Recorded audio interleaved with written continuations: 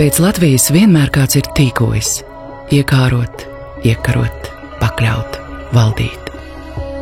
Vilki maina kažokus, tikumus ne. Ak, latvieši! Mēs mākam stāvēt pret spēku, pret tankiem iet, pret svešiem zābakiem dziedāt. Bet ja nu tanki garšo kā tomāti, un ja nu lodes ir saldas un lētas, ja nevar pakļaut, varbūt var uzpirkt. Ak, latvieši!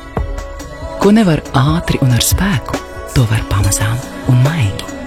Paglaimot var, sagriezt kuģi, nopirkt zemi, aizdot drusku naudas, lai mēs pirktu svešas preces, lai būtu ar ko samaksāt par savu okupāciju.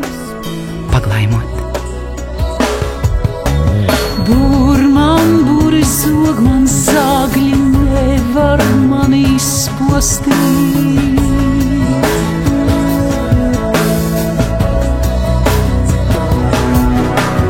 Pāriem nāca sveši ļaudis, nevar saknes izplosīt. Mūs okupē maigi ar mūsu pašu ziņu. Uz katru Latvijas tomātu mēs pērkam 3 ārzemju. Uz katru Latvijas burkānu 5 svešus.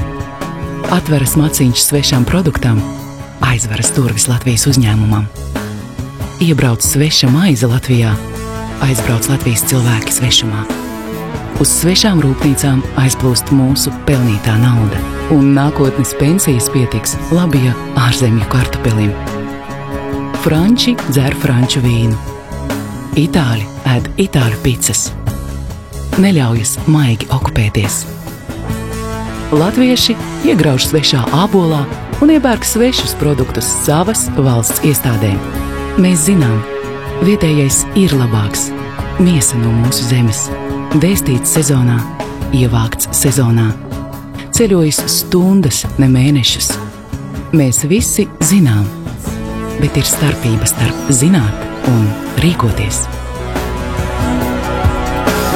Pilna spēka mana miesa, pietiek maizes savējām.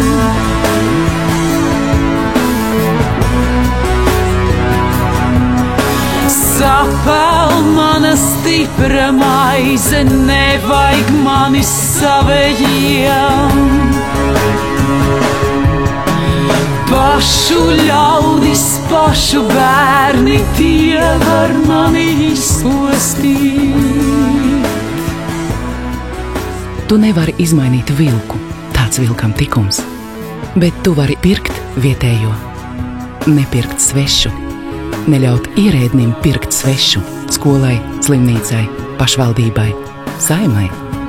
Svešajiem Latvija ir tikai tirgus, kas jāiekaro. Niecīga daļa no pasaules. Mums Latvija ir vienīgā.